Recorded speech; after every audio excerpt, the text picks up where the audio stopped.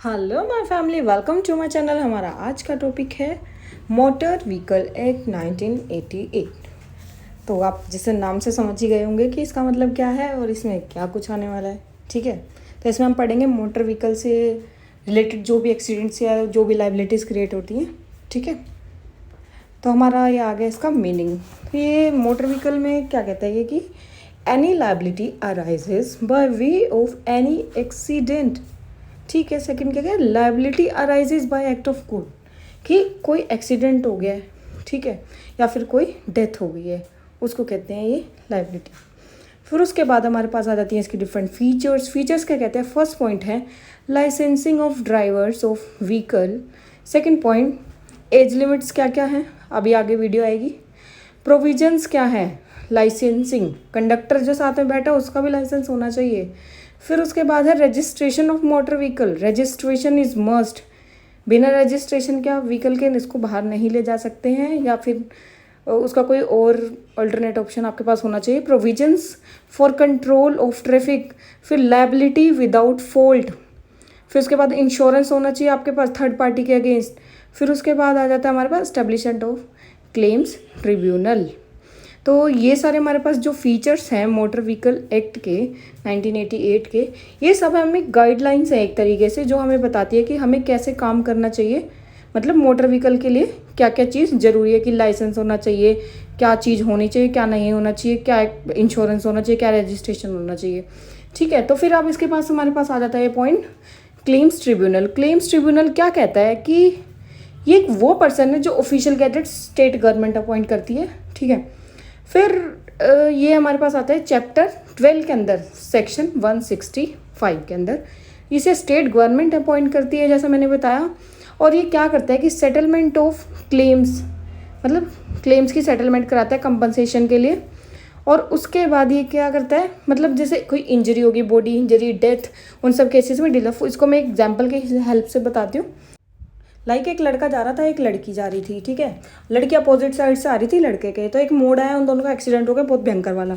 लड़की उसी time on the spot मर गई, लड़के को बहुत भयंकर वाली क्या कह सकते हैं आईसीयू में एडमिट हो गया, बहुत ज़्यादा दिक्कत हो गई उसके। ठीक है, तो फिर क्या हुआ कि अब लड़की मर गई है तो घर वाले तो क्लेम करेंगे ही।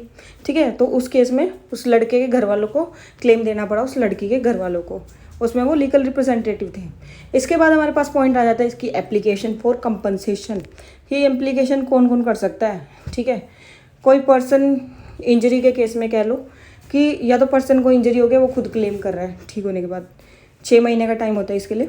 ठीक है, फिर उसके बाद उसके डेथ के केस में उसके रिलेटिव्स कर रहे हैं, या फिर कोई ओनर प्रॉपर्टी का वो खुद कर रहा है, लीगल रिप्रेजेंटेटिव है वो खुद कर रहा है, या फिर कोई एजेंट अपॉइंट कर रखा है, ऑथराइज एजेंट है, तो वो कर रहा है कंपनसेशन के लिए क्लेम। फिर उसके बाद हमारे पास आ जाता है कि who can be the member of MACT, motor vehicle claim tribunal, मतलब sorry motor accident claim tribunal. ठीक है, तो इसकी क्वालिफिकेशन क्या है, the person authorizes by the state government, second the person who is or has been district जज। तो फिर इसके बाद आ जाते हैं या कोई हाई कोर्ट का जज हो, या फिर कोई ऐसा पर्सन जिसके पास क्वालिफिकेशन लाइक एडवोकेट, उसने क्वालिफाई किया है। ठीक है, इसके बाद हमारे पास आ जाती है इसकी पावर्स। पावर्स क्या हैं क्लेम ट्रिब्यूनल की, तो इसकी पहली पावर है कि ये हियरिंग करता है मैटर की। ठीक है, फिर उसके बाद क्या कहते हैं, डिसाइडिंग करता है जस्ट कंपनसेशन, ये नहीं कि कुछ भी मांगा और कुछ भी दे दिया। फिर उसके बाद क्या करता है, ये रिजॉल्विंग करता है डिस्प्यूट्स को। ठीक है, पुलिस से इन्फॉर्मेशन लेता है, पार्टी से कंसेंट करता है और वर्कलोड को रिड्यूस कर देता है। Thank you. फिर इसके बाद हमारा ये पॉइंट आ जाता है प्रोसीजर कैसे लेते हैं कंपनसेशन के लिए। पहला पॉइंट है ऑब्टेन इन्फॉर्मेशन फ्रॉम पुलिस, फिर उसके बाद मेडिकल देखता है कि भाई क्या क्या चोट लगी है, फिर प्रोसीडिंग स्टार्ट हो जाती है, डिसीजन के लिए रिव्यू देता है, फिर उसके बाद रिप्रेजेंट करता है बोथ पार्टीज़ को, फिर फाइनल कंपनसेशन के लिए अलाउ कर देता है जो भी जस्ट होती है, जस्ट मतलब जो भी सही होती है। फिर इसके बाद अब आ जाता है इसका अमाउंट कितना डिसाइड कर रखा गवर्नमेंट ने कंपनसेशन के लिए। देखो, इन केस ऑफ अगर बॉडी इंजरी है तो फिर तो 2.5 लाख, अगर इन केस ऑफ डेथ है देन 5 लाख। तो ये दोनों केसेज हैं जिसमें कंपनसेशन इतने रुपए दी जाती है।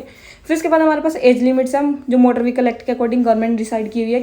ये है 18 साल, 20 साल और 16 साल, मतलब 16 साल मोटर गेयर वगैरह के कम के लिए, उसके बाद कार के लिए 18 और मोटर हाईवे हैवी ट्रक वगैरह के लिए 20 साल।